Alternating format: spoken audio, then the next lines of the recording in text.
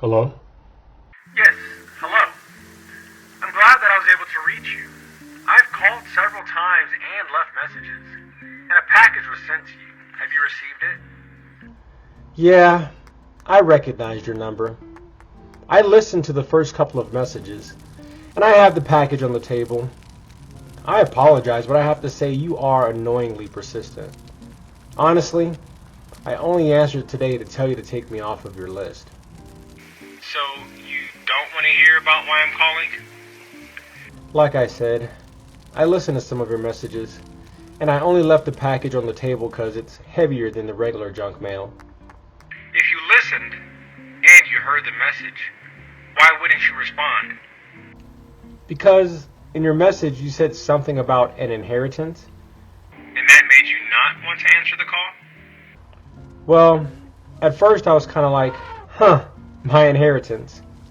For a second I started fascinating about gold bars, finally quitting my job, yachts, and not being alone.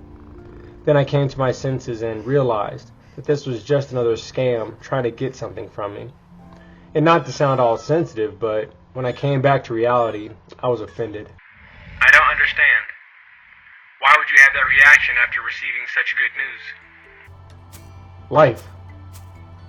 Real life is said differently. Good news. Every time that I start to feel too good or things seem like they're going my way, life, experience, job, people, circumstances, crap, just waking up tells me, shows me, convinces me that whatever you're trying to sell me can only be another annoyance that I don't need. Just so we're clear, I'm not selling you anything. It's not for sale. And you can't buy your way into it. Okay. Well, we've talked. Thank you for your information. Please take me off your list. Have a good day. Again, just to be clear, should I understand that you're choosing to close your account? What? I have an account? I never signed any contract with you or your company. Not to be insulting, but you do realize that there is no paperwork to sign. Essentially, you are the proof that a contract, if you're more comfortable calling it that, even exists. Again, this is your inheritance. It cannot be bought or sold, but you can refuse to accept it.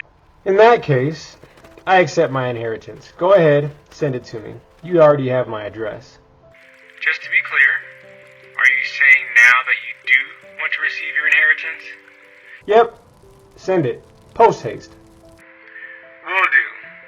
There are caveats that must be satisfied before you're capable to receive your inheritance. Of course there are. But I am having trouble finding my credit card. Are you always so insulting, or do you behave so immaturely because you fear the possibility of being successful? Good. I have your ear. The first caveat is maturity. You must be mature enough to accept your inheritance. A child's inheritance remains with the guardian until the time of maturity is reached. Second, you must understand what your inheritance is before you can receive it. Now, are we going to have a mature conversation, or have we finished with our communication? I apologize for disrespecting you. Please, continue. Open the package that you said you placed on your table and place the contents before you.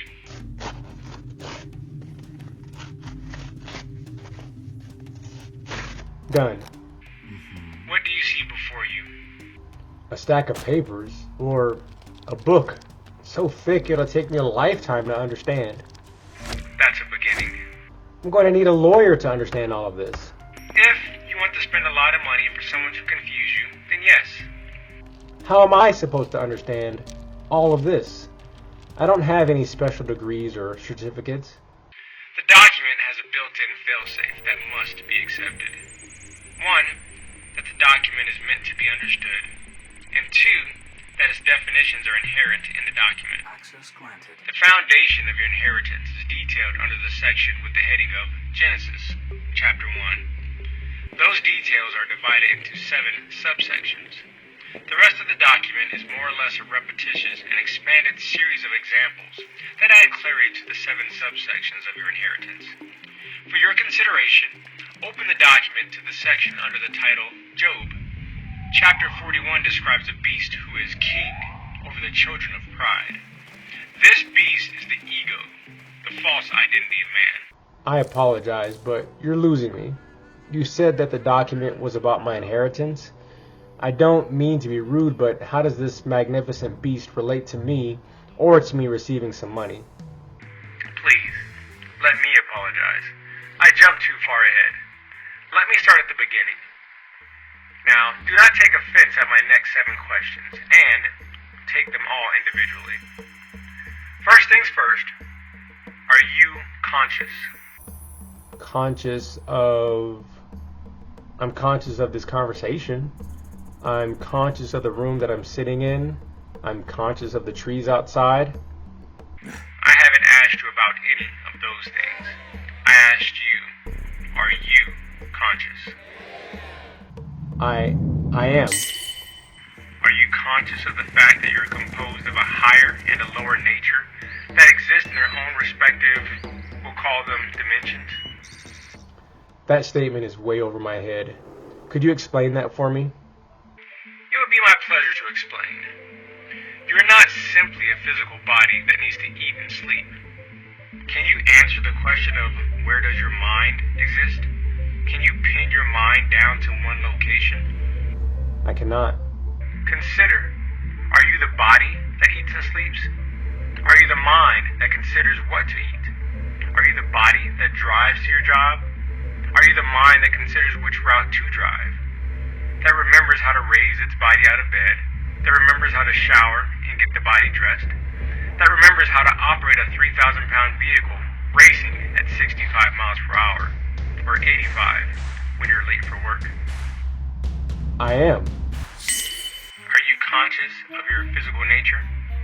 That your heart and other internal organs operate whether you are awake or sleeping?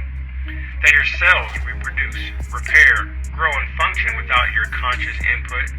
And that your physical body is designed to benefit from and or to protect you from external stimuli? I am. Work on that one. Are you conscious of the fact that your day-to-day perspectives, opinions, rationale, and thought processes, your mental ebbs and flows, risings and declines are rooted in a deeper abyss of creativity that processes everything that you experience in your waking moments, and that allows your conscious mind to adapt to any and every environment or circumstance that you may find yourself in? You would call these your conscious and subconscious minds.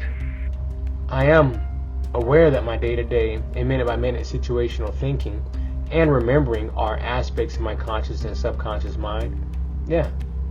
And I recently became aware that I can actually intentionally reprogram my subconscious mind. Like I can change a bad or detrimental way of thinking about myself and others to see in a better light. I'm learning how to alter my perspectives. I apologize. I am. Good. Your inheritance is actually closer at hand than you may believe. About that, if I understand everything that we're talking about today, will I get my full inheritance today? Maybe it's not that close. I'm not trying to bypass the process, but I would love to show up to work in the morning and put in my 2-week notice. Man, am I allowed to know how much of an inheritance I have coming? Is it rude to ask? Am I the sole heir? Your inheritance is more than enough to change your life and the lives of every person you know or even come in contact with. Okay, I'm all in. Should I quit my job? Do you have a lucky lottery ticket? It sounds like I do. I'm getting the impression that I do. Do I? I apologize. Please continue. Are you conscious of the ideals that you hold about your identity, your personal rights, and the need to justify your right to live? Actually, I am. And that brings us back to your ego, the magnificent sea beast who is king over the children of pride. Wow! Wow, wow. That is cool. I'm getting it. I'm getting it. Okay, good. Are you conscious of your various temperaments, your likes and dislikes, and your moods? Are you conscious of the times when something just feels off or when it feels right? Are you conscious of your internal signals and messages, even if you don't understand the message? I am. From what you said earlier, it sounds like you're fairly conscious of the fact that you do have control over these various aspects of yourself. Are you also conscious of the need for repose, the need for a time to reflect and to consider? I am. And there you have it. You are ready for a new beginning. It's not enough to be conscious of your inheritance. You must understand it and apply it to take control of your life. Understand whose likeness you are and understand the authority of being made in that image. It sounds like you're concluding the conversation. Yes.